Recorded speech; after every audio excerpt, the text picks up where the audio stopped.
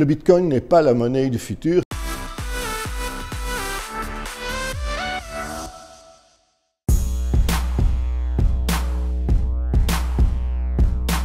Le Bitcoin, c'est ce qu'on appelle donc une crypto-monnaie. C'est une monnaie qui existe, je dirais, en l'air.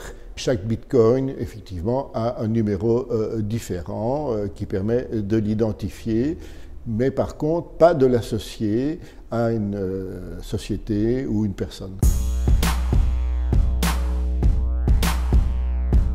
La sécurité du système, notamment par exemple le fait que la monnaie ne peut pas être dépensée deux fois, on emploie effectivement de la cryptographie. Et cette cryptographie a été imaginée il y a déjà très longtemps, fin des années 70, début des années 80. Ça veut dire que c'est quelque chose qui est bien établi, qu'on connaît bien, qui est solide. Petite remarque, il faut quand même faire attention, la cryptographie utilisée vieillit et il faudra sans doute un jour songer à utiliser d'autres systèmes. Par définition et par construction, la cryptographie n'est pas infaillible. Elle a une sorte de durée de vie, je dirais, qui est liée au fait que les ordinateurs deviennent de plus en plus puissants. Peut-être qu'un jour, il y aura des ordinateurs quantiques. Et donc, il faut remplacer le système par d'autres. Il n'y a pas de système qui est totalement incassable à tout jamais. Il y a donc bien une durée de vie. Ça, c'est un peu de la publicité.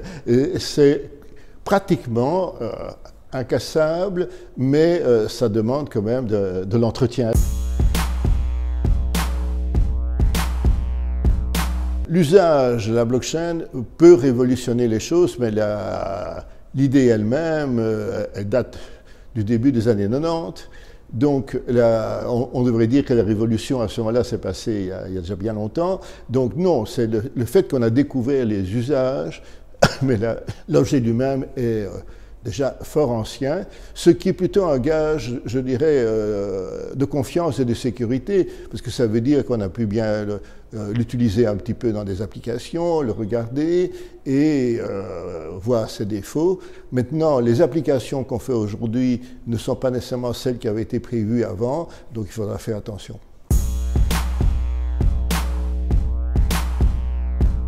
La blockchain est quelque chose, si c'est bien implémenté, de très sécurisé. Mais maintenant, évidemment, il y a tout ce qui est autour. Il y a les intermédiaires, il y a le stockage, il y a la génération des clés secrètes pour signer, pour faire bouger ces bitcoins, etc.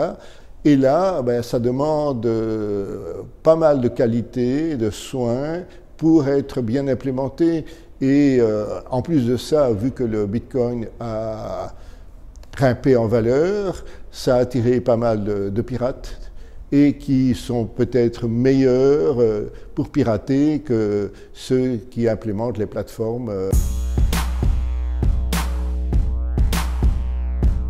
S'ils n'y connaissent absolument rien en informatique et en sécurité, d'être vraiment très très précautionneux et peut-être de rien faire du tout d'ailleurs. Il faut quand même bien voir qu'il y a plein de sites de plateformes qui ne sont pas très sécurisées, ou qui ne sont pas dignes de confiance, ou qui se font passer pour d'autres. C'est donc un environnement qui n'est pas très rassurant en quelque sorte. Alors maintenant, il existe des environnements rassurants, donc il faut prendre ceux-là, apprendre à les connaître, et certainement pas mettre tous ses œufs dans le même panier.